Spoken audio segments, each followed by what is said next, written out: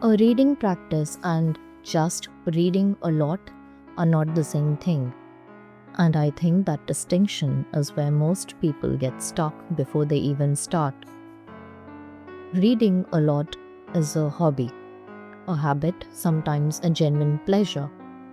A reading practice, in the bibliotherapy sense, is something more deliberate. Reading with an actual relationship to your emotional life, not just your reading list.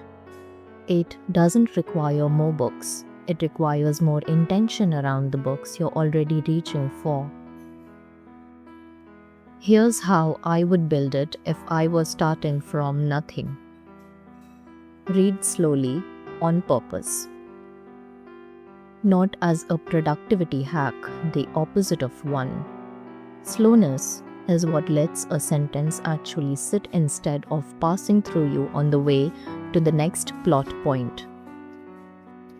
If you finish a chapter and can't remember a single line that struck you, you were probably moving too fast for the part of this that actually helps. Keep a reading journal, even a bad one. A single line per book is enough to start. What did this make me feel? What did I recognize? The journal isn't homework. It's the part of the practice that turns a passive experience into an active one. Choose books for emotional need before interest, at least some of the time.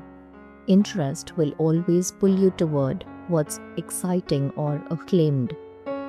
Emotional need pulls you toward what you actually need to sit with right now, which is sometimes a quieter, less impressive book than the one everyone's talking about. Write one page after finishing something, not a review, a reflection. What changed in you even slightly between the first and the last page? This is the step that makes the reading stick instead of evaporating within a week. And you let yourself put books down that don't meet you where you are. A reading practice isn't a completion streak. It's closer to a relationship. You are allowed to notice when something isn't right for this session of your life and choose differently without guilt.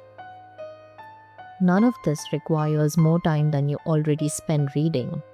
It just asks you to be a little more aware while you're doing it.